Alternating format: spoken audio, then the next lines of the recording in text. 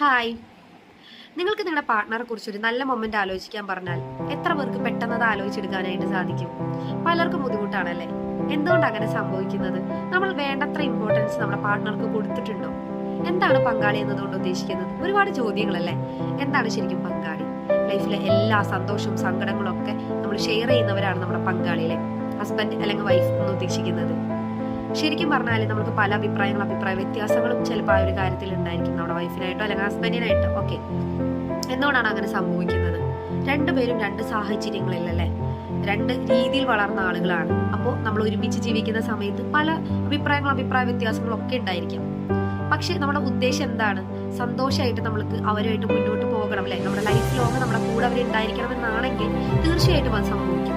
അതിനുവേണ്ടി നമ്മൾ മനസ്സറിഞ്ഞ് നമ്മൾ വിശ്വസിക്കുന്ന ദൈവത്തിന്റെ അടുത്ത് നമ്മുടെ പങ്കാളിക്ക് വേണ്ടി പ്രാർത്ഥിക്കാം, നല്ലൊരു ലൈഫിനായിട്ട് പ്രാർത്ഥിക്കാം. അതുപോലെ തന്നെ ഒരുപാട് നല്ല മൊമെന്റ്സ് നമ്മൾ ക്രിയേറ്റ് ചെയ്യാം. ഒരുപാട് സർപ്രൈസുകളും കുറച്ച് പുറത്തുപോകുകളൊക്കെ വളരെ അത്യാവശ്യമാണ് കേട്ടോ.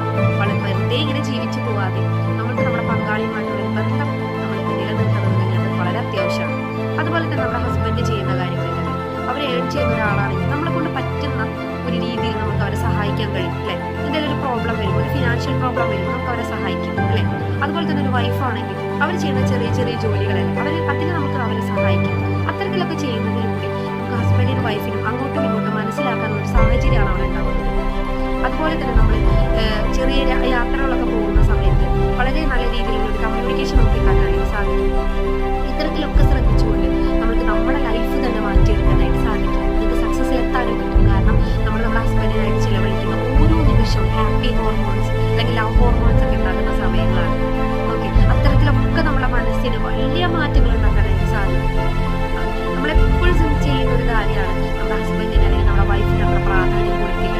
നമ്മൾ ഒരുപാട് തിരക്കുകളിലൂടെ ഓടിക്കൊണ്ടിരിക്കുകയാണ്. അല്ലെങ്കിൽ നമ്മുടെ മക്കൾക്കായിരിക്കും നമുക്ക് ചിലപ്പോൾ പ്രാധാന്യം കൊടുക്കില്ല, നമ്മുടെ ഫാമിലിക്കായിരിക്കും, ഓക്കെ, മറ്റു ഫാമിലി മെമ്പേഴ്സിനായിരിക്കും.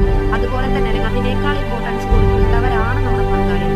അതിപ്പോൾ ഹസ്ബൻഡ് ആയിക്കോട്ടെ വൈഫ് ആയിക്കോട്ടെ, ഈ ലോകത്ത് ശരിക്കും പറഞ്ഞാൽ നമ്മൾ അങ്ങോട്ടും ഇങ്ങോട്ടും എത്ര കണ്ട് മനസ്സിലാക്കുന്നു അത്രയ്ക്ക് മനോഹരമായി മാറും നമ്മുടെ ലൈഫ് എന്നുള്ളതാണ്, അത്രയ്ക്ക് സക്സസ് ആയി മാറും എന്നുള്ളതാണ്. അപ്പൊ ഇത്തരത്തിലൊക്കെ ശ്രദ്ധിച്ചുകൊണ്ട് നിങ്ങൾക്കും നിങ്ങളുടെ പങ്കാളിയുമായിട്ട് നല്ലൊരു ലൈഫ് ഉണ്ടാവാനായിട്ട് സാധിക്കട്ടെ എന്ന് ഞാൻ ആശംസിക്കുകയാണ്. ഈ വീഡിയോ ലൈക്ക് ചെയ്യുക, ഷെയർ ചെയ്യുക, സബ്സ്ക്രൈബ് ചെയ്യുക. താങ്ക്